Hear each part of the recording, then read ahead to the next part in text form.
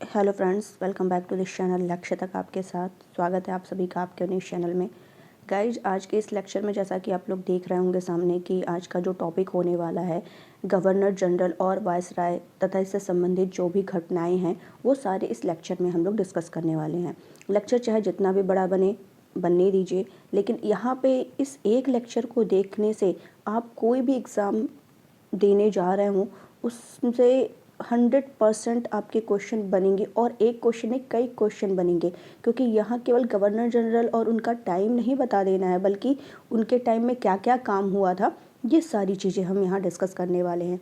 तो अब बिना देर के हुए ये सेशन हम लोग स्टार्ट करेंगे, और एक एक पॉइंट को लिखते हुए चलिएगा, नोट करते हुए चलिएगा। बहुत इंपॉर्टेंट सेशन होने वाला है।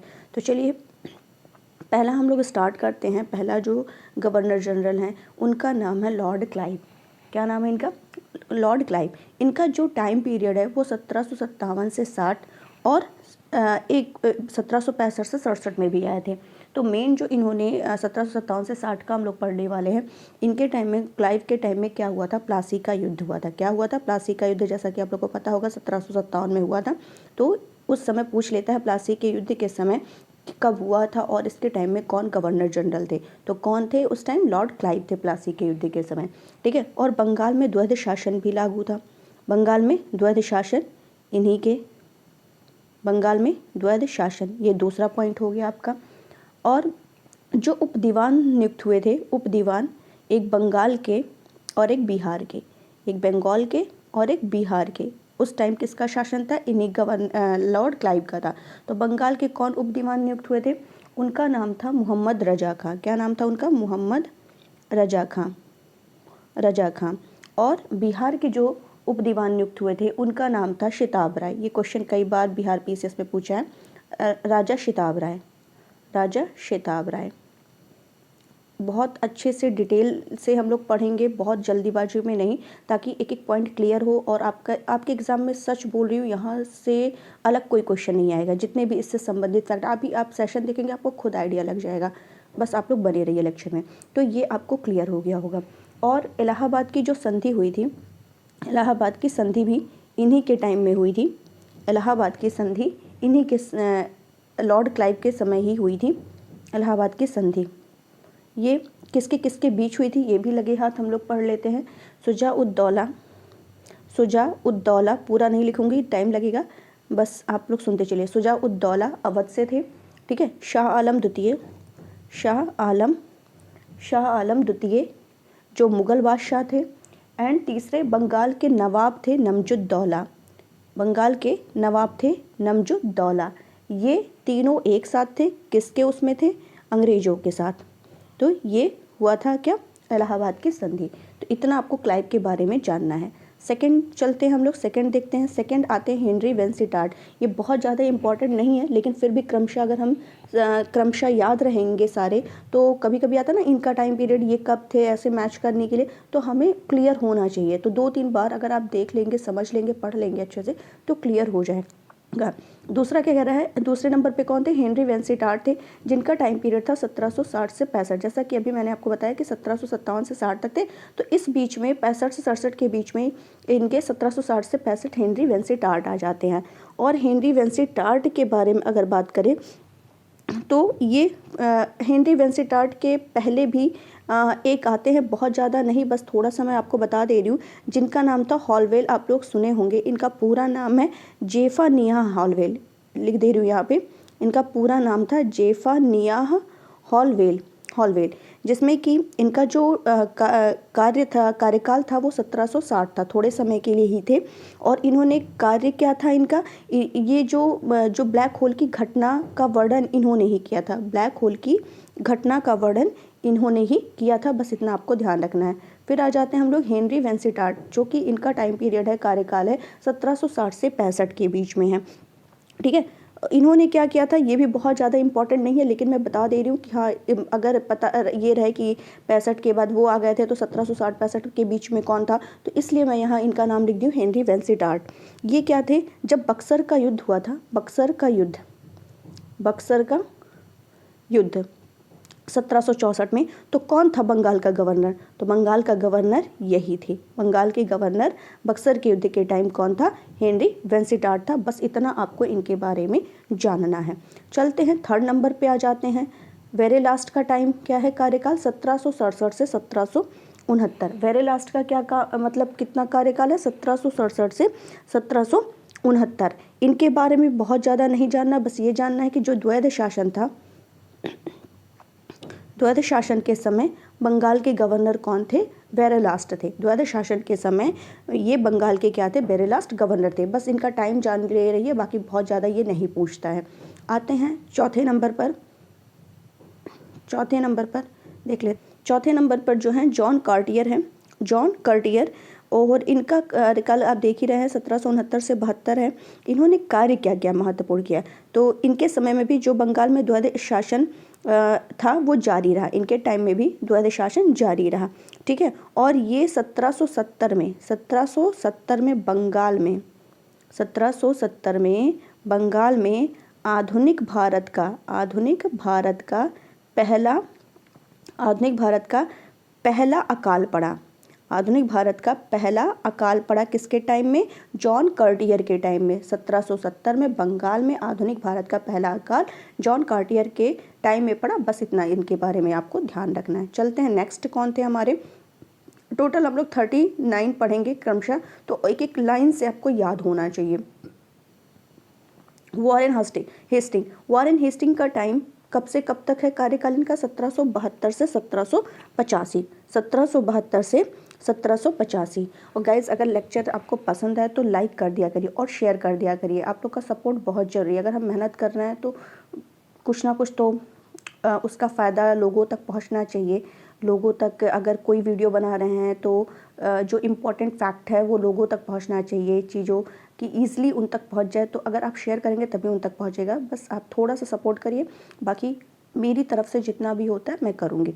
वॉरेन हेस्टिंग 1772 से 1785, इनके बारे ये बहुत इंपॉर्टेंट। यहाँ पे तो स्टार जितना बनाना हो बना सकते हैं, और इसके बारे में जितना भी मैं बताऊँगी सारे पॉइंट नोट कर लीजिएगा। सारे के सारे एकदम रामबाण है, कह सकते हैं, बहुत ही इंपॉर्टेंट है। चलिए क्रमशः एक एक करके हम लोग देखते हैं कि वॉरेन हेस्टिंग का पहला तो आपको समय पता होना चाहिए, 1772 से 85, ठीक है। इन्होंने पहला क्या काम किया था कि इन्होंने क्या किया था कि जो राजकीय कोषागार था वो मुर्शिदाबाद से कोलकाता, मैं सब बोलूँगी, खाली लिखूँगी ज़्यादा नहीं, क्योंकि लिखने में बहुत टाइम लगेगा और स्पेस भी ज़्यादा नहीं है लिखने के लिए। बस मैं बोलूँगी ध्यान से, हाँ 2-3 बार बोलूँगी ताकि आप उसको सुन करके लिख सकिए, ठीक है। वॉरेन हेस्टिंग जो थे वो इन्होंने क्या काम किया कि जो राजकीय कोषागार था वो कहाँ से? मुर्शिदाबाद से। कहाँ से? मुर्शिदाबाद से कोलकाता लाते हैं। मुर्शिदाबाद से कोलकाता लाते हैं, कोलकाता, ठीक है। और इनका क्या काम रहता है? ये 1772 में क्या करते हैं कि जो हर जिले में 1772 में प्रत्येक जिले में एक फौजदारी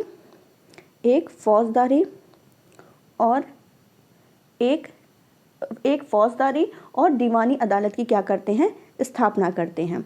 दीवानी अदालत की स्थापना करते हैं। क्या ये करते हैं? 1772 में ये प्रत्येक जिले में एक फौजदारी और दीवानी न्यायालय की क्या करते हैं? स्थापना करते हैं। ये भी आपको पॉइंट क्लियर हो गया होगा। नेक्स्ट पॉइंट की बात करें, ये कलकत्ता में जो पहला मदरसा इन्होंने स्थापित किया था 1781 में, कलकत्ता में पहला मदरसा जो था इन्हीं के समय स्थापित हुआ था। 1781 में कलकत्ता में पहला मदरसा जो था इन्हीं के समय स्थापित हुआ था, ठीक है। ये क्लियर हो गया होगा। फिर इन्हीं के टाइम में 1791, ये भी बहुत इंपॉर्टेंट पॉइंट है, 1791 में जोनाथन डंकन, कौन? Jonathan Duncan. 1791 में जोनाथन डंकन के प्रयास से क्या हुआ था? संस्कृत कॉलेज, क्या? संस्कृत कॉलेज, वो भी कहाँ पर? बनारस में। कहाँ पर? बनारस में। सारे फैक्ट याद रखना कि कहाँ पर? बनारस में संस्कृत कॉलेज की स्थापना की। 1791 में किसके प्रयास से? जोनाथन डंकन के प्रयास से संस्कृत कॉलेज की बनारस में इन्हीं के समय में क्या हुआ था? स्थापना हुई थी। नेक्स्ट पॉइंट इनके बारे में, गीता का अंग्रेजी में अनुवाद इन्हीं के समय। गीता का अंग्रेजी में जो अनुवाद था वो गीता का अंग्रेजी में अनुवाद इन्हीं के समय में विलियम बिल्किंस के। किसके? विलियम बिल्किंस के द्वारा। विलियम बिल्किंस, ये भी कई बार पूछा हुआ है, ठीक है। नेक्स्ट क्या है, इनके टाइम में क्या हुआ, जो 26,000 की पेंशन थी, 26,000 रुपये की जो पेंशन थी उसको समाप्त कर दिया गया। 26,000 रुपये की जो पेंशन थी समाप्त कर दी गई, जो मुग़ल बादशाह को दी जाती थी। ये मुग़ल बादशाह को जो पेंशन दी जाती थी वो क्या की गई, समाप्त कर दी गई। नेक्स्ट 1784 में जो एशियाटिक सोसाइटी की स्थापना होती है, 1784 में एशियाटिक सोसाइटी की क्या होती है, स्थापना होती है। किसके द्वारा होती है, विलियम जोन्स के द्वारा होती है।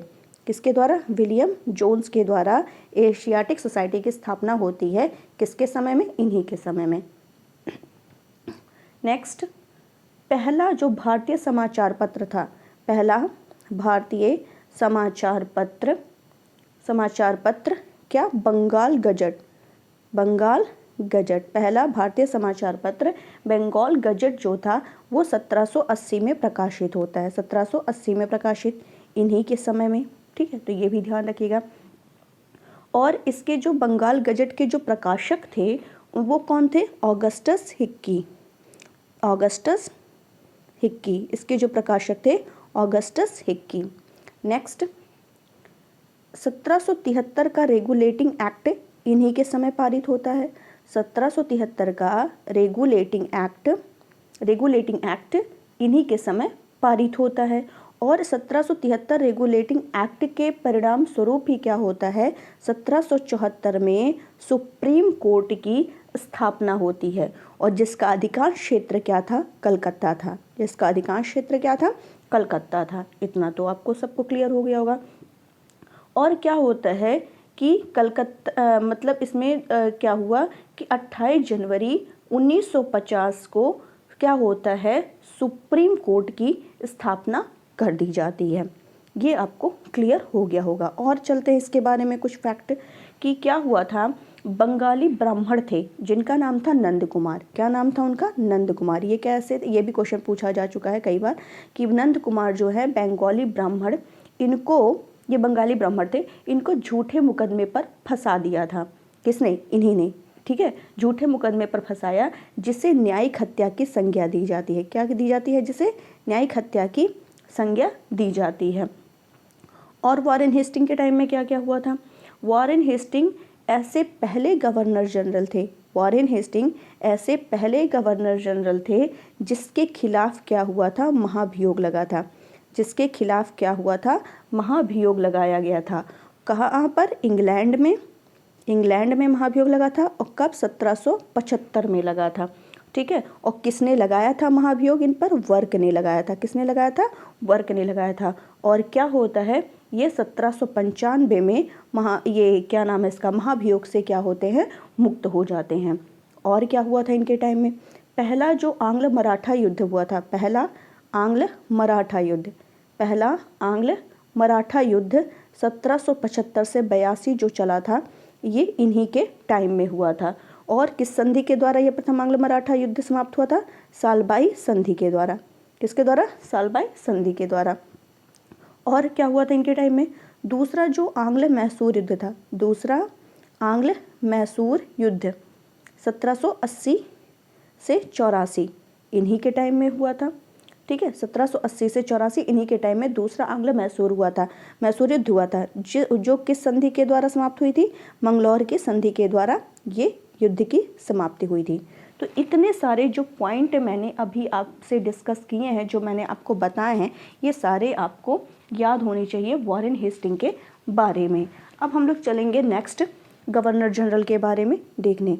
और लेक्चर अच्छा लगे तो इसको लाइक ज़रूर करिएगा, लाइक शेयर एंड सब्सक्राइब जरूर करिएगा।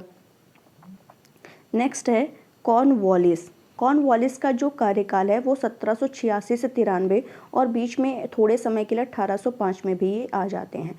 तो कॉर्नवालिस का मेन जो है हमारा 1786 से 93 ये हम लोग देखने वाले हैं। ये भी बहुत ही इंपॉर्टेंट है, इनके टाइम में भी बहुत ही इंपॉर्टेंट वर्क हुए, वे सारे हमें जानना जरूरी है। जैसे कि अभी मैंने दूसरा आंग्ल मैसूर बताया था 1780 से 84, वो उनके टाइम में हुआ था, वॉरेन हेस्टिंग के टाइम में। तो इनके टाइम में तीसरा आंग्ल मैसूर युद्ध होता है, तीसरा आंग्ल मैसूर युद्ध, जिसमें क्या होता है, श्रीरंगपट्टनम की संधि होती है, श्रीरंगपट्टनम कि क्या होती है, संधि होती है तीसरे आंग्ल मैसूर युद्ध में। तो ये इन्हीं कॉर्नवालिस के टाइम में हुआ था, बहुत इंपॉर्टेंट है, ध्यान रखिएगा। और कॉर्नवालिस को भारतीय सिविल सेवा यानी नागरिक सेवा का क्या माना जाता है, जनक माना जाता है। इन्हें भारतीय सिविल सेवा का क्या माना जाता है, जनक माना जाता है। और इनके समय में ही जिले के समस्त अधिकार जो थे वो कलेक्टर को दे दिए जाते हैं। कॉर्नवालिस के समय क्या होता है कि जिले के जितने भी अधिकार थे वो कलेक्टर को दे दिए जाते हैं। ये भी इम्पोर्टेंट लाइन है जो मैंने बताया। और क्या है, कॉर्नवालिस ने क्या किया था, 1793 में एक कोड लागू किया था जिसका नाम था कॉर्नवालिस कोड। ये ध्यान रखिएगा, ये पूछ लेता है। कॉर्नवालिस कोड नाम से तो पता चल रहा है किसने किया था, लेकिन कब किया था ये ध्यान रखिएगा। 1793 में 1793 में लागू हुआ था। और ये जो कॉर्नवालिस कोड था ये शक्ति के पृथक्करण सिद्धांत पर आधारित था। शक्ति के पृथक्करण सिद्धांत पर ये आधारित था। ये क्या था, जो क्या करता था, राजस्व और न्याय कार्य को अलग अलग कर दिया था। इस कोड से जो राजस्व संबंधी कार्य थे और न्याय संबंधी कार्य थे उनको अलग अलग कर दिया था। और क्या इनके लिए इम्पोर्टेंट है कि भारतीय पुलिस सेवा में जो क्या हुआ था कि प्रत्येक जिले में थाने की स्थापना और थाने में दरोगा की स्थापना इन्हीं के द्वारा की गई थी। भारतीय पुलिस सेवा में प्रत्येक जिले में थाना होना चाहिए और थाने में दरोगा ये इन्हीं के द्वारा की गई थी। और पुलिस कर्मचारियों के वेतन में बढ़ावा, उनके अधिकार क्षेत्र को बढ़ाया गया, जिसमें ग्रामीण जमींदारों के अधिकार छीनकर पुलिस को प्रदान किए गए। ये सब कॉर्नवालिस के समय होता है। और कंपनी के अधिकारियों को, और मोस्ट इंपॉर्टेंट लाइन जो बताने जा रहे हैं कि कंपनी के अधिकारियों को निजी व्यापार पर प्रतिबंध लगा दिया गया। निजी व्यापार पर प्रतिबंध लगा दिया गया किसको, कंपनी के अधिकारियों को, ठीक है। नेक्स्ट इनके लिए क्या इम्पोर्टेंट है कि कॉर्नवालिस ने क्या किया, जो जिला फौजदारी अदालत थी, कॉर्नवालिस ने जिला फौजदारी अदालत को क्या किया, समाप्त कर दिया। समाप्त करके इन्होंने जिला फौजदारी अदालत को समाप्त कर दिया और क्या किया, 4 भ्रमणशील अदालत की क्या की, स्थापना की। 4 भ्रमणशील अदालत की स्थापना की। वो 4 कहाँ पर, 3 बंगाल के लिए और एक बिहार के लिए, 3 बंगाल और एक बिहार के लिए, ठीक है। और क्या किया इन्होंने, 1793 में स्थायी बंदोबस्त, मोस्ट इम्पॉर्टेंट, स्थायी बंदोबस्त 1793 में स्थायी बंदोबस्त किसके द्वारा स्टार्ट किया गया, कॉर्नवालिस के द्वारा किया गया। इस स्थायी बंदोबस्त में था क्या, इस स्थायी बंदोबस्त में 1793 में जो कॉर्नवालिस ने स्टार्ट किया, इसमें ये था कि इसका जो कुल राजस्व हिस्सा का 10/11 हिस्सा जो होगा वो ईस्ट इंडिया कंपनी का होगा और 1/10 हिस्सा जो होगा वो जमींदार का होगा। वो किसका होगा, जमींदार को होगा। यही इसमें किया गया, ठीक है। और इस स्थायी बंदोबस्त को कहाँ, बंगाल हो गया, बिहार हो गया, बंगाल, बिहार, उड़ीसा हो गया, बनारस हो गया, बनारस और उत्तरी मैसूर, इन 5 राज्य के यहाँ पर ये लागू किया गया। बंगाल, बिहार, उड़ीसा, बनारस, उत्तरी मैसूर में इस अस्थायी बंदोबस्त को लागू किया गया। तो ये भी आपको क्लियर हो गया होगा। चलते हैं नेक्स्ट गवर्नर जनरल जो थे सर जॉन शोर। एक मिनट, सर जॉन शोर 1793 से 98 तक इनका कार्यकाल रहता है। तो इनके बारे में बहुत ज़्यादा नहीं पढ़ना है, बस थोड़ा सा आपको जानना है कि सर जॉन शोर ने क्या किया था, पड़ोसी राज्य में अहस्तक्षेप की नीति अपनाई थी इन्होंने। अहस्तक्षेप की, एक मिनट गलत लिख दिया, अहस्तक्षेप की नीति इन्होंने अपनाई थी। सर जॉन शोर ने अहस्तक्षेप की नीति अपनाई थी, यानी कि पड़ोसी राज्य में हस्तक्षेप करना इन्होंने क्या किया था, बंद कर दिया था, ठीक है। नेक्स्ट चलते हैं हम, वेलेजली, ये भी बहुत इंपॉर्टेंट है। एक मिनट, ये भी स्टार बना लीजिए। वेलेजली, इनका जो कार्यकाल होता है 1798 से 1805 होता है। 1798 से 1805 होता है। जैसा कि अभी मैंने बताया था कि तीसरा आंग्ल मैसूर युद्ध जो हुआ था वो किसके टाइम में, कॉर्नवालिस के टाइम में हुआ था। तो बचा चौथा आंग्ल मैसूर युद्ध। चौथा आंग्ल मैसूर युद्ध जो है ये इन्हीं के टाइम में होता है, वेलेजली के टाइम में होता है, ठीक है, ये ध्यान रखिएगा। और दूसरा जो आंग्ल मराठा युद्ध था ये भी इन्हीं के टाइम होता है। दूसरा आंग्ल मराठा युद्ध वेलेजली के समय हुआ था। और वेलेजली ने क्या स्टार्ट किया था? सहायक संधि लागू किया था। वेलेजली ने सहायक संधि लागू किया था। सहायक संधि में क्या था कि इन्होंने क्या किया था सहायक संधि के तहत कि क्या था कि देशी राज्य की रक्षा के लिए ईस्ट इंडिया कंपनी सेना यहाँ रहेगी और उसकी रक्षा करेगी, ये सहायक संधि में करते थे। और इस सहायक संधि जो थी, ये बहुत इंपॉर्टेंट लाइन अब मैं बोलने जा रही हूँ कि जो सहायक संधि थी इसकी शुरुआत का जो श्रेय था, इसके शुरुआत का जो श्रेय था वो डुप्ले का था। जो ये स्टार्ट किया था वो डुप्ले ने किया था, लेकिन इसको व्यापक रूप से प्रचार प्रसार जो किया था वो वेलेजली ने किया था। बहुत इंपॉर्टेंट लाइन मैंने बताई है, 100% क्वेश्चन ये हमेशा एग्जाम में पूछ ही लेता है ना किसी एग्जाम में, तो ये ध्यान रखना चाहिए, ठीक है। और ये जो सहायक संधि के तहत इन्होंने जो विलय किया था अपने राज्य में, अपने मतलब उसमें विलय किया था, किन राज्यों को विलय किया था? तो क्रमशः याद कर लीजिए। HMT, HMT, HMT का मतलब है H से हैदराबाद, M से मैसूर, T से तंजौर।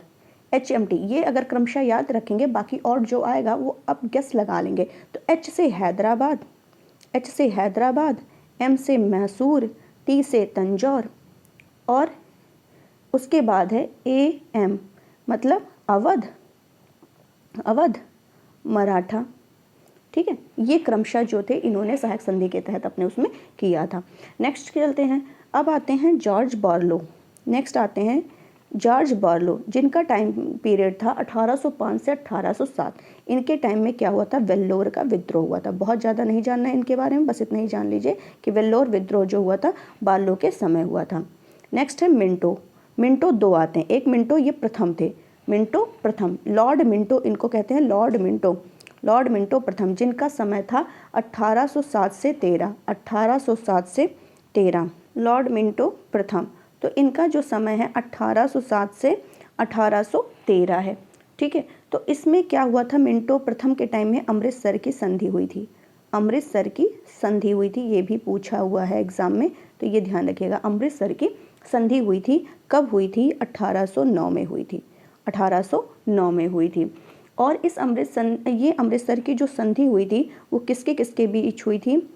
अंग्रेजों और रणजीत सिंह के बीच हुई थी, अंग्रेजों और रणजीत सिंह के बीच ये संधि हुई थी। और इस अमृतसर संधि में ये बताया गया था कि रावी नदी के पूर्व में सिख आक्रमण नहीं करेंगे, रावी नदी के पूर्व में सिख आक्रमण नहीं करेंगे, ये यहाँ पे बोला गया था। और इनके टाइम में 1813 का चार्टर एक्ट भी पारित हुआ था, ठीक है। नेक्स्ट चलते हैं लॉर्ड हेस्टिंग। लॉर्ड हेस्टिंग का टाइम है 1813 से 23, 1813 से 23, ये भी काफ़ी इम्पोर्टेंट है आपके, तो ये भी आपको जानना चाहिए। लॉर्ड हेस्टिंग का 1813 से 23 जो है, इसमें जो तीसरा आंग्ल मराठा युद्ध हुआ था, दो तो हम लोग देख लिए, दूसरा हमारा कहाँ हुआ था? वेलेजली के टाइम में। और तीसरा आंग्ल मराठा युद्ध होता है किसके टाइम में? लॉर्ड हेस्टिंग के टाइम। एक वॉरेन हेस्टिंग है और एक लॉर्ड हेस्टिंग है, तो कन्फ्यूज़न नहीं होना है, ठीक है। ये तीसरा आंग्ल मराठा युद्ध है। फिर है पूना संधि 1818 में, पूना संधि 1818 में किसके टाइम में हुआ? लॉर्ड हेस्टिंग के टाइम में हुआ। और पिंडारियों का दमन इन्होंने किया, पिंडारियों का दमन इन्होंने किया, हेस्टिंग ने किया। आंग्ल नेपाल युद्ध इन्हीं के समय हुआ, आंग्ल नेपाल युद्ध इन्हीं के समय हुआ, 1814-16 में होता है आंग्ल नेपाल युद्ध। आंग्ल नेपाल युद्ध 1814-16 में होता है, और जिसका नेतृत्व गोरखा लोग में कौन कर रहे थे? अमर सिंह थापा कर रहे थे, अमर सिंह थापा कर रहे थे। नेक्स्ट, और ये संगोली की संधि, संगोली की संधि होती है, संगोली की संधि इन्हीं के टाइम में होती है, ठीक है। संगोली की संधि लॉर्ड हेस्टिंग के समय में ही, क्लियर। ये क्या नाम है? आंग्ल नेपाल युद्ध जो समाप्त हुआ युद्ध इसी संधि के तहत, संगोली संधि के तहत, ठीक है। और काश्तकारी अधिनियम 1823, काश्तकारी अधिनियम जो था वो 1823 लॉर्ड हेस्टिंग के समय ही आता है। नेक्स्ट चलते हैं एमहर्स्ट। एमहर्स्ट का टाइम है 1823 से 28, 1823 से 28। तो लॉर्ड एमहर्स्ट जो है पहला आंग्ल वर्मा युद्ध, पहला आंग्ल वर्मा युद्ध, पहला आंग्ल वर्मा युद्ध जो होता है वो 1824 से 26 में होता है, ये एमहर्स्ट के टाइम में हुआ था। और ये आंग्ल बर्मा युद्ध की समाप्ति किस संधि के द्वारा होती है? यानडूब की संधि, यानडूब की संधि के तहत होती है। कब होती है संधि? 1826 में होती है। और 1824 में बैरकपुर सैन्य जो विद्रोह हुआ था उस टाइम भी एमहर्स्ट ही थे, ठीक है। और एमहर्स्ट के लिए एक मोस्ट इंपॉर्टेंट लाइन बता रही हूँ कि earl of Arakan, earl of Arakan की उपाधि इन्हें दी गई थी। अर्ल ऑफ अराकान की उपाधि किसको दी गई थी? एमहर्स्ट को दी गई थी। नेक्स्ट, विलियम बेंटिक, इनका पूरा नाम है विलियम बेंटिक। इनका जो कार्यकाल है 1828 से 1835 है। ये भी काफ़ी इंपॉर्टेंट है। क्यों इंपॉर्टेंट है? चलिए अभी पता चल जाएगा। ब्रिटिश भारत का पहला गवर्नर जनरल जो होता है, ब्रिटिश, पहला लाइन तो यही आपको जानना है कि ब्रिटिश भारत का पहला गवर्नर जनरल जो रहता है वो कौन रहता है? विलियम बेंटिक रहते हैं, ठीक है। ये आपको क्लियर हो गया होगा कि पहला जो है ब्रिटिश भारत का पहला गवर्नर जनरल जो था वो कौन था? विलियम बेंटिक था। और 1833 का जो चार्टर एक्ट आया था वो बेंटिक के टाइम में आया था, क्योंकि इनका टाइम पीरियड तो जान ही रहे हैं आप लोग, 28 से 35 है, ठीक है। और इम्पॉर्टेंट इनके टाइम में सती प्रथा का अंत 1829 में इन्होंने ही किया था राजा राम मोहन राय के प्रयास से, ठीक है। और ठगी प्रथा समाप्त हुई थी इन्हीं के समय में, किसके सहयोग से? स्लीमैन के सहयोग से। ये भी काफ़ी इंपॉर्टेंट है। और क्या हुआ था इनके टाइम में? शिशु बालिका हत्या पर प्रतिबंध, ठीक है। और क्या इनके लिए इंपॉर्टेंट है? 1835 में, इंपॉर्टेंट लाइन है, 1835 में कलकत्ता मेडिकल कॉलेज की स्थापना इन्होंने की, ठीक है। 1835 में कलकत्ता मेडिकल कॉलेज की स्थापना हुई थी। और इन्होंने मोस्ट इंपॉर्टेंट लाइन, शिक्षा का माध्यम मैकाले समिति के आधार पर, इन्हीं के टाइम में क्या हुआ था? शिक्षा का माध्यम जो था मैकाले समिति के आधार पर अंग्रेजी कर दिया गया। शिक्षा का माध्यम किस समिति के आधार पर? मैकाले समिति के आधार पर अंग्रेजी कर दिया गया इन्हीं के समय में। और ब्रिटिश साम्राज्य में जो मैसूर था, मैसूर का 1831 में, कुर्ग का 1834 में, मध्य कठेर को भी क्या किया गया? ब्रिटिश साम्राज्य में इन्हीं के टाइम में क्या कर दिया जाता है? विलय कर दिया जाता है। और क्या होता है? नेक्स्ट आते हैं हम लोग मेटकाफ के लिए। मेटकाफ का समय रहता है, ये देखिए यहाँ पे थोड़ा सा गड़बड़ हो गया, 1835 होना चाहिए था, 1835 से 36 मेटकाफ का समय होगा। केवल एक साल ये रहते हैं, 1835 से 36, लेकिन ये काफ़ी इंपॉर्टेंट है, भले ही रहते हैं इतने। इन्होंने क्या किया था? प्रेस पर जो प्रतिबंध लगा था उसको इन्होंने ख़त्म कर दिया था, इसीलिए इनको प्रेस का मुक्तिदाता कहा जाता है। मेटकाफ को इसीलिए प्रेस का मुक्तिदाता कहा जाता है, ये ध्यान दीजिएगा। नेक्स्ट आते हैं हम लोग ऑकलैंड के लिए। ऑकलैंड का जो समय रहता है 1836 से 42 रहता है। ऑकलैंड में भी ज़्यादा हमें नहीं पढ़ना है, बस इतना जान लीजिए कि पहला जो आंग्ल अफगान युद्ध हुआ था, कैसे याद रखेंगे? ऑक आंग्ल, ठीक है। और आ से अफगान भी होता है, तो ऑकलैंड, ये तो ईजिली आप लोग याद कर सकते हैं। आंग्ल अफगान युद्ध जो हुआ था, कब हुआ था पहला आंग्ल अफगान युद्ध? 1839 से 42, 1839 से 42 में हुआ था, इन्हीं के समय हुआ था। और ऑकलैंड के टाइम में क्या होता है? लैंड मतलब ज़मीन, यानी कि जीटी रोड की मरम्मत इन्हीं के समय में हुई थी, ये भी आपको ध्यान रखना। और एक इम्पॉर्टेंट फैक्ट इनके बारे में कि शाह शुजा को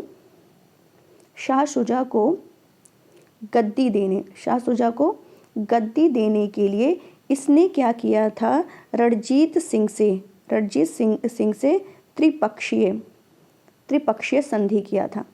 त्रिपक्षीय शाह शुजा को गद्दी देने के लिए ऑकलैंड ने रणजीत सिंह से त्रिपक्षीय संधि किया था। तो ये भी आपको क्लियर हो गया होगा। नेक्स्ट चलते हैं हम लोग एलन बरो का टाइम है 1800, ये कितना था 42 तक था, ठीक है। ये 43 से 44, कहीं कहीं 42 से 44 भी देखने को मिलेगा, तो आप दोनों दिमाग में रखिए, ठीक है। एलन बरो के समय क्या हुआ था, प्रथम आंग्ल अफगान युद्ध जो उनके टाइम में चल रहा था ऑकलैंड के टाइम में, इनके टाइम में वो युद्ध प्रथम आंग्ल अफगान युद्ध जो था वो समाप्त हो जाता है, ठीक है। और क्या कर दिया जाता है इनके टाइम में, सिंध का विलय इन्हीं के टाइम में होता है, एलन बरो के टाइम में। और एलन बरो के टाइम में बहुत इंपॉर्टेंट लाइन बताने जा रही हूँ कि दास प्रथा समाप्त कर दी जाती है। दास प्रथा की समाप्ति एलन बरो के टाइम में हो जाती है। और किस एक्ट के तहत, 1843 के चार्टर एक्ट के तहत, 1843 के चार्टर एक्ट के द्वारा दास प्रथा की समाप्ति कर दी जाती है, ठीक। नेक्स्ट चलते हैं हम लोग, लॉर्ड हार्डिंग, ये भी काफ़ी इम्पोर्टेंट है लेकिन बहुत ज़्यादा नहीं है, और जितने आप लाइन बताएंगे उसके लिए काफ़ी इम्पोर्टेंट है कि पहला जो आंग्ल सिख युद्ध हुआ था, पहला आंग्ल सिख युद्ध इन्हीं के समय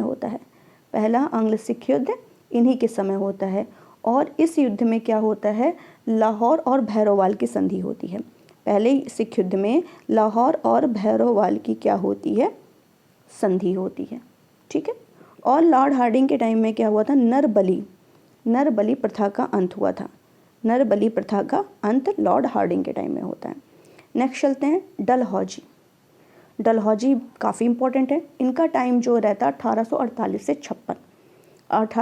से 56। तो दूसरा जो आंग्ल सिख युद्ध हुआ था, पहला तो मैंने हार्डिंग के लिए बताया, और दूसरा आंग्ल सिख युद्ध होता है 1848-49 में, इन्हीं के टाइम में होता है, डलहौजी के टाइम में होता है।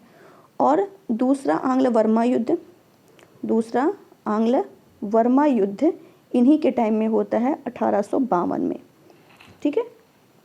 और वर्मा, ये क्यों होता है आंग्ल वर्मा युद्ध 1852 में, वर्मा का जहाज अपहरण कर लिया जाता है इसीलिए होता है। और क्या होता है इसमें कि लोअर वर्मा था और पीगू का विलय इन्हीं डलहौजी के समय में हो जाता है। और मोस्ट इम्पॉर्टेंट जो लाइन बता रही हूँ कि व्यपगत का सिद्धांत इन्हीं के द्वारा अपनाया गया था। ये व्यपगत का सिद्धांत को इंग्लिश में क्या कहते हैं, डॉक्ट्रिन ऑफ लैप्स,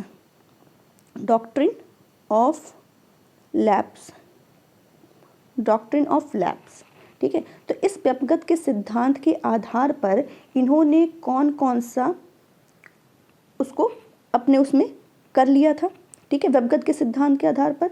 तो देख लेते हैं, सतारा, पहला लाइन से इसको याद रखिए, मैं बता रही हूँ, व्यपगत के सिद्धांत के आधार पर इन्होंने किसको लैप्स कर लिया था। तो सतारा 1848 में पहले आता है, ये भी पूछ चुका है कई बार। जैतपुर और संभलपुर ये दोनों होते हैं 1849 में। जैतपुर रहता है बुंदेलखंड में, संभलपुर उड़ीसा में रहता है, ठीक है। और बघाट, फिर आता है बघाट हिमाचल प्रदेश का 1850, ठीक है। झांसी रहता 1853 में। नागपुर, इसके बाद नागपुर का किया जाता है 1854 में। अवध का किया जाता है 1856 में कुप्रशासन के आधार पर, ठीक है। तो ये सारा आपको याद रखना है। और उड डिस्पैच, ये भी पूछता है, उड डिस्पैच किसके दौरान आया था। तो उड डिस्पैच जो था डलहौजी के दौरान ही 1854 में आया था, ठीक है। इसमें हुआ क्या था उड डिस्पैच में, ये ध्यान रखना है कि प्रत्येक जिले में उड डिस्पैच में क्या होता है, प्रत्येक जिले में एंग्लो वर्नाकुलर स्कूल की स्थापना की गई थी। यहाँ लिख दे रही हूँ, एंग्लो वर्नाकुलर, इसका मतलब देशी, वर्नाकुलर देशी यानी कि देशी स्कूल की स्थापना प्रत्येक जिले में की गई। और क्या था इस उड डिस्पैच में, बड़े बड़े नगरों में सरकारी स्कूल की स्थापना की बात की गई थी। और क्या था इसमें, 1857 में क्या होता है, कलकत्ता, मद्रास, बम्बई, क्या मैंने बोला, कलकत्ता, मद्रास, बम्बई प्रेसिडेंसी में विश्वविद्यालय की स्थापना और प्रत्येक प्रदेश में शिक्षा निर्देशकों की क्या की गई, नियुक्ति की गई इसी उड डिस्पैच के माध्यम से। ठीक है, और क्या हुआ उड डिस्पैच में 1853 में क्या हुआ, और ये क्या कहते हैं, डलहौजी के टाइम में क्या होता है, 1853 में मुंबई से थाड़े क्या होता है, ये भी क्वेश्चन पूछा जा चुका है। मुंबई से थाड़े रेलवे लाइन 1853 में बिछाई जाती है और कितने किलोमीटर की थी, 34 किलोमीटर। और डलहौजी के टाइम में क्या होता है, पीडब्ल्यूडी की स्थापना होती है। पीडब्ल्यूडी की स्थापना डलहौजी के टाइम में होती है। और 1853 में डलहौजी के टाइम में क्या होता है कि आगरा से कलकत्ता के बीच विद्युत तार सेवा शुरू होता है। ठीक है, इतना ध्यान रखना है। और क्या होता है 1853 में क्या होता है, सिविल सेवकों की नियुक्ति का जो अधिकार था संचालक मंडल से छीन करके उनकी नियुक्ति स्वतंत्र प्रतियोगिता के माध्यम से कर दी गई थी 1853 में। ठीक है, तो उस समय कौन था, डलहौजी ही थे और स्वतंत्र लोक सेवा आयोग की स्थापना की गई थी। ठीक है, ये भी आपको ध्यान रखना है। तो ये सारे आपको आई थिंक अब क्लियर हो गए होंगे। और डलहौजी ने नर बलि प्रथा रोकने का प्रयास किया था, डलहौजी का नाम भी उसमें आता है। चलते हैं नेक्स्ट, लॉर्ड कैनिंग, इनका है 1856 से 62।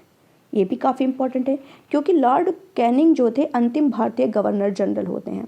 अंतिम भारतीय गवर्नर जनरल कौन है, लॉर्ड कैनिंग है। और ये पहले वायसराय भी हैं। पहले वायसराय कौन रहते हैं, लॉर्ड कैनिंग रहते हैं। और ये क्या करते हैं, इनके टाइम में कलकत्ता, मद्रास और बम्बई में क्या होता है, हाई कोर्ट की स्थापना होती है लॉर्ड कैनिंग के समय में। और मेन जो इम्पोर्टेंट था 1857 की क्रांति के समय कौन था, यही थे, लॉर्ड कैनिंग ही थे।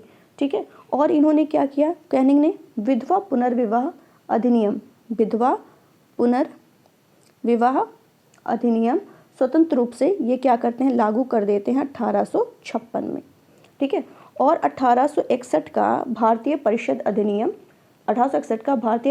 अधिनियम इन्हीं के टाइम में पारित होता है, जिसमें इस 1861 के भारतीय परिषद अधिनियम में क्या होता है, पोर्टफोलियो प्रणाली की क्या होती है, पोर्टफोलियो प्रणाली की शुरुआत होती है। ये भी काफ़ी इंपॉर्टेंट है ये लाइन। और इन्हीं के टाइम में ही, कैनिंग के टाइम में ही कैग जो पद है इसका सृजन होता है। और इन्हीं के टाइम में ही होता है 1860 में भारतीय दंड संहिता लागू की गई थी मैकाले के द्वारा। लागू तो मैकाले द्वारा की गई थी, लेकिन किसके समय की गई थी, कैनिंग के टाइम में, ये ध्यान रखना है आपको।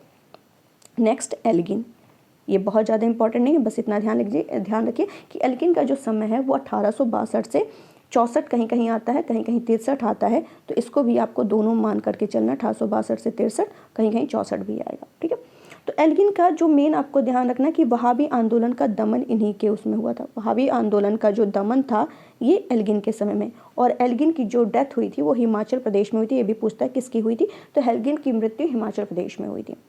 नेक्स्ट आते हैं लॉरेंस। लॉरेंस का जो समय है 1864 से 68 है। 1864 से 68 है इनका समय। ठीक है, तो ये हम लोग देख लेते हैं। लॉरेंस का समय 1864 से 68 है।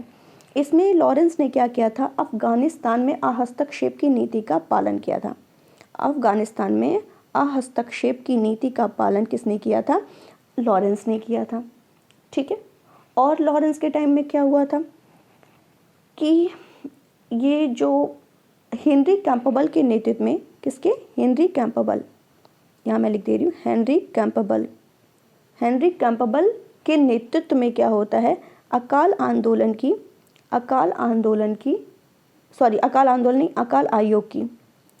आयोग की क्या होती है, स्थापना होती है 1865 में। हेनरी कैंपबेल के नेतृत्व में अकाल आयोग की 1865 में लॉर्ड लॉरेंस के समय में क्या होती है, स्थापना होती है। और इनके लिए क्या इंपॉर्टेंट है लॉरेंस का, 1865 में समुद्री टेलीग्राफिक सेवा के माध्यम से यूरोपियों को भारत से जोड़ा था, इन्हीं के टाइम में, लॉरेंस के समय में ही। नेक्स्ट चलते हैं लॉर्ड मेयो। ये भी काफ़ी इंपॉर्टेंट है। इनका समय है 1869 से 72। ठीक है, 1869 से 72। अब इनका हम लोग देख लेते हैं 1872 में इन्होंने काम क्या किया। इन्होंने 72 में 3 काम किया। क्या किया, एक तो अजमेर में मेयो कॉलेज की स्थापना की अपने ही नाम से। अजमेर में मेयो कॉलेज की स्थापना की।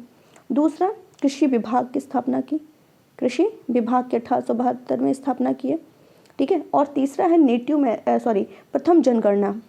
प्रथम जनगणना 1872 में मेयो के काल में ही स्टार्ट हुई थी। तो ये तीनों आपको इनके बारे में ध्यान रखना है। नेक्स्ट आते हैं नॉर्थ ब्रुक। नॉर्थ ब्रुक का जो समय 1872 से 76, 1872 से 76, इनके बारे में भी ज़्यादा नहीं पढ़ना, बस इतना जानना है कि नेटिव मैरिज एक्ट 1872 इन्हीं के टाइम में पारित हुआ था, ठीक है। और इन्होंने क्या किया था, नॉर्थ ब्रुक ने स्वेज नहर का निर्माण इन्हीं के समय में हुआ था, नॉर्थ ब्रुक के समय में ही हुआ था। और कूका विद्रोह 1872 में जब हुआ था उस समय नॉर्थ ब्रुक ही थे, तो ये भी आपको ध्यान रखना है। नेक्स्ट, लिटन का समय है 1876 से 80, 1876 से 80। लिटन जो थे, ये इनका जो उपन्यास, निबंधकार, साहित्यकार, जिसे साहित्य में ओवेन मेरिडिथ के नाम से जाना जाता है, ओवेन मेरिडिथ के नाम से जाना जाता है, क्योंकि काफ़ी उपन्यासकार, निबंधकार ये सारे थे, इसलिए इन्हें साहित्य में ओवेन मेरिडिथ के नाम से जाना जाता है। और 1877 में 1877 में इन्हीं के टाइम में दिल्ली दरबार, ये हुआ है क्वेश्चन कि दिल्ली दरबार किसके समय लगता है, तो 1877 में लगता है दिल्ली दरबार लिटन के समय में। इसमें क्या हुआ था, दिल्ली दरबार में महारानी विक्टोरिया को केसरी हिंद की उपाधि देने के लिए ये लगता है दिल्ली दरबार, महारानी विक्टोरिया को केसरी हिंद की उपाधि देने के लिए, ठीक है। और इनके टाइम में क्या होता है, दूसरा आंग्ल अफगान युद्ध होता है, दूसरा आंग्ल अफगान युद्ध 1878-79 में होता है। और इस युद्ध की समाप्ति 1879 में गंडमक संधि से हुई थी। किसने की थी ये, याकूब खां ने। तो ये भी आपको क्लियर हो गया होगा। और 1878 का जो वर्नाकुलर प्रेस एक्ट था, ये इन्हीं के समय लाया गया था। और इस 1878 का जो वर्नाकुलर प्रेस एक्ट जो था, इसमें ये कहा गया था कि यदि कोई सरकारी समाचार पत्र अंग्रेजों के खिलाफ बोलती है तो उस पर प्रतिबंध लगाया जाएगा। और इसमें क्या हुआ कि इस वर्नाकुलर प्रेस एक्ट के तहत जो सोम प्रकाश समाचार पत्र है, कौन सा, सोम प्रकाश जो समाचार पत्र है, ये इसके खिलाफ लाया गया था, वर्नाकुलर प्रेस एक्ट के खिलाफ लाया गया था। और पायनियर एक समाचार पत्र था, पायनियर समाचार पत्र, ये इसके द्वारा समर्थन इसका किया गया था, वर्नाकुलर प्रेस एक्ट का। तो इतना आपको तो क्लियर हो गया होगा। अब चलते हैं रिपन के बारे में। अभी लिटन में कुछ और इम्पोर्टेंट पॉइंट याद आ रहा है, ये भी बता देना, फिर रिपन के उस पर चलते हैं, ठीक है। लिटन के टाइम में आर्म्स एक्ट, ये मैंने बनाया है, आर्म्स एक्ट 1878 में लिटन के टाइम में लाया गया था, मतलब भारतीयों को हथियार रखने पर प्रतिबंध लगाया गया था इसके तहत। और क्या था, लिटन ने सिविल सेवा की जो अधिकतम उम्र थी, अधिकतम उम्र 19 साल कर दी, 19 साल कर दी, सिविल सेवा की उम्र 19 साल अधिकतम कर दी, ठीक है। पहले 21 साल थी, तो 21 साल से घटाकर अधिकतम 19 कर दी। और क्या लिटन ने किया, अलीगढ़ में मुस्लिम प्राच्य महाविद्यालय की स्थापना की, मुस्लिम प्राच्य महाविद्यालय की इन्होंने क्या की, लिटन ने स्थापना की।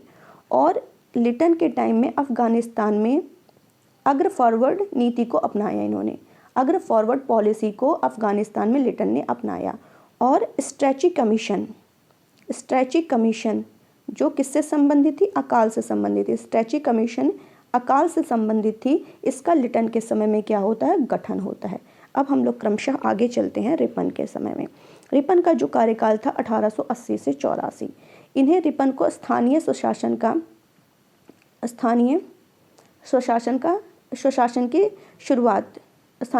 की शुरुआत, जिसे स्थानीय स्वशासन का जनक भी रिपन को कहा जाता है, तो इन्होंने इसकी स्टार्ट किया था, स्थानीय स्वशासन की शुरुआत रिपन ने की थी।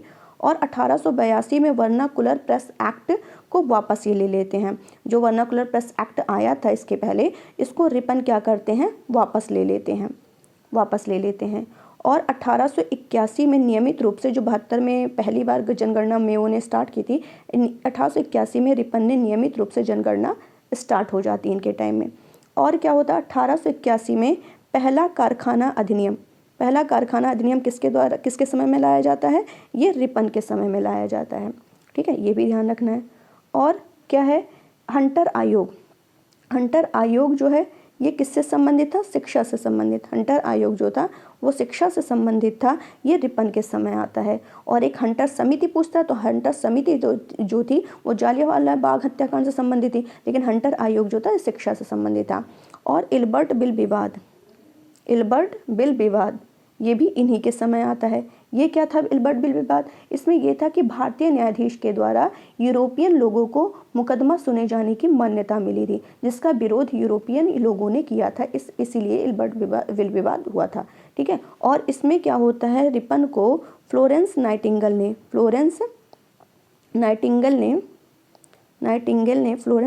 ने रिपन को भारत के उद्धारक की संज्ञा दी। भारत के उद्धारक की संज्ञा रिपन को फ्लोरेंस नाइटिंगेल ने दी। ये भी क्लियर हो गया होगा आपको। नेक्स्ट चलते हैं लॉर्ड डफरिन। लॉर्ड डफरिन जो हैं इनका टाइम पीरियड है 1884 से 88। इनके टाइम में क्या होता? कांग्रेस की स्थापना होती है। कांग्रेस की स्थापना 1885 में होती है। और इनके टाइम में तीसरा आंग्ल वर्मा युद्ध होता है। तीसरा आंग्ल वर्मा युद्ध डफरिन के टाइम में होता है। और कब होता है? 1885 में होता है। और इसमें क्या किया जाता है? वर्मा को रंगून की राजधानी बना दी जाती है और भारत में विलय कर लिया जाता है। और डफरिन के टाइम में क्या आता है? Bengal tenancy act, Awadh rent और पंजाब टेनेसी एक्ट ये लाया जाता है। नेक्स्ट चलते हैं लेंसडाउ। लेंसडाउ का 1888 से 94 है इनका टाइम पीरियड। और लेंसडाउन के टाइम में क्या हुआ था? डूरंड रेखा का निर्माण हुआ था। डूरंड रेखा का निर्माण लेंसडाउन के टाइम में हुआ था। और दूसरा जो 1891 का कारखाना अधिनियम आता है ये लेंसडाउन के समय में आता है। और जो 1891 का कारखाना अधिनियम था इसमें महिलाओं को 11 घंटे से अधिक कार्य करने पर प्रतिबंध लगा दिया गया था और हफ्ते में एक दिन की छुट्टी दी गई थी। पहला बच्चों के लिए था और दूसरा महिलाओं से संबंधित आया था। नेक्स्ट चलते हैं एल्गिन द्वितीय। एल्गिन पहले हम लोगों ने पढ़ लिया कि वहाबी आंदोलन का दमन किया था, हिमाचल प्रदेश में उनकी डेथ हुई थी। एल्गिन द्वितीय जो है इनका टाइम है 1894 से 99। इनका एक स्टेटमेंट है इनके बारे में, वो हमें ध्यान रखना, बाकी इसमें हमें कुछ ज़्यादा पढ़ना नहीं है। एल्गिन द्वितीय ने क्या कहा था कि हमने भारत को तलवार के बल पर जीता है और तलवार के बल पर ही बनाए रखेंगे। हमने भारत को तलवार के बल पर जीता है और तलवार के बल पर ही बनाए रखेंगे, ये इनका स्टेटमेंट है, ये आपको ध्यान रखना है। नेक्स्ट चलते हैं लॉर्ड कर्जन 1899 से 1905। ये काफ़ी इंपॉर्टेंट है। इनके टाइम में कुछ आयोग का गठन हुआ था, वो हम लोग क्रमशः याद, क्योंकि एक बार सीधा सारे एग्जाम में पूछ लिए थे तो वो हमको याद होना चाहिए। जैसे पहला जो है सर कॉलिन, सर इसको मैं लिख दे रही हूँ क्योंकि इंपॉर्टेंट है काफ़ी। सर कॉलिन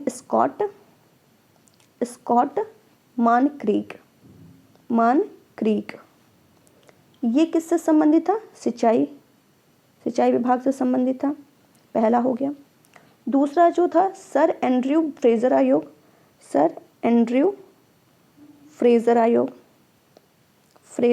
आयोग ये किससे संबंधित था? पुलिस से संबंधित। ये दोनों आपको क्लियर हो गया। तीसरा मैं बता दे रही हूँ सर थॉमस रैले ये किससे संबंधित था? विश्वविद्यालय आयोग से संबंधित था। एंड फोर्थ जो था सर मैकडोनाल्ड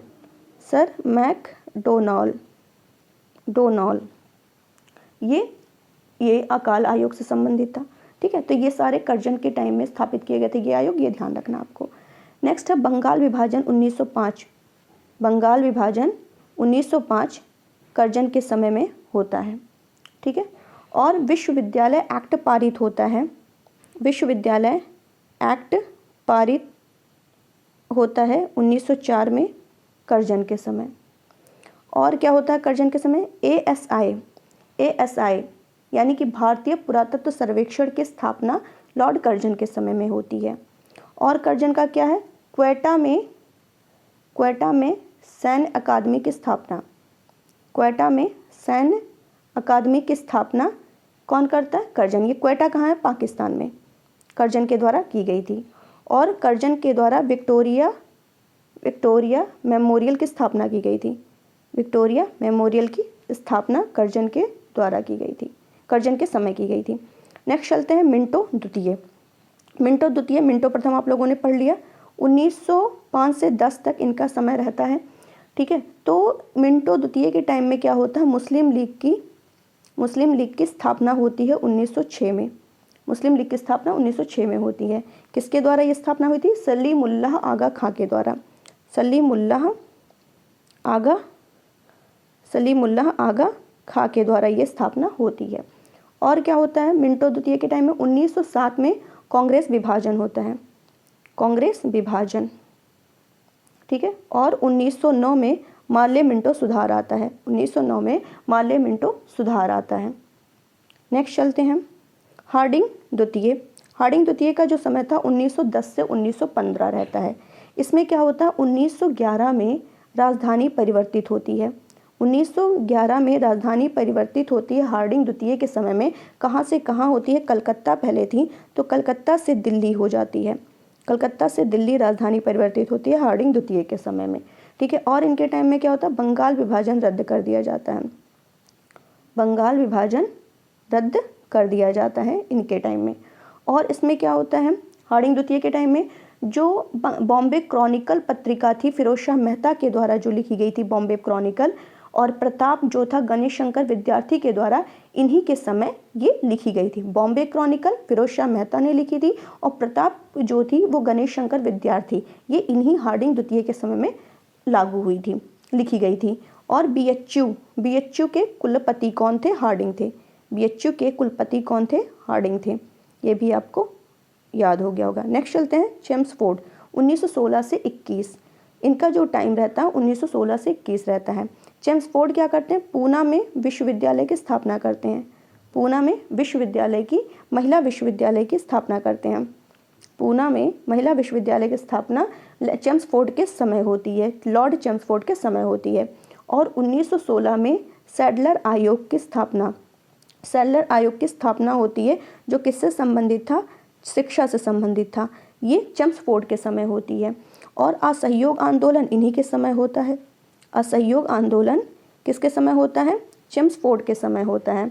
और मॉन्टेग्यू चेम्सफोर्ड एक्ट जो आया था 1919, वो चेम्सफोर्ड के समय ही आया था। नेक्स्ट चलते हैं रीडिंग का जो है लॉर्ड रीडिंग 1921 से 26 इनका समय रहता है। और ये रीडिंग जो थे एकमात्र यहूदी वायसराय थे, ये एकमात्र यहूदी वायसराय थे, ये भी याद रखे रहिएगा, वायसराय। और इसमें 1923 में रीडिंग के समय में ही क्या होता है? स्वराज पार्टी की स्थापना होती है। स्वराज पार्टी की स्थापना 1923 में रीडिंग के समय होती है। और ये स्वराज पार्टी जो था वो किसके द्वारा? सी आर दास, मोतीलाल नेहरू और विट्ठल भाई पटेल के द्वारा होती है।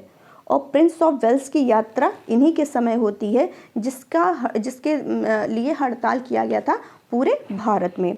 अब ज़्यादा नहीं है, थोड़ा सा और है, इसको ख़त्म करते हैं। इरविन का समय रहता है 1926 से 31।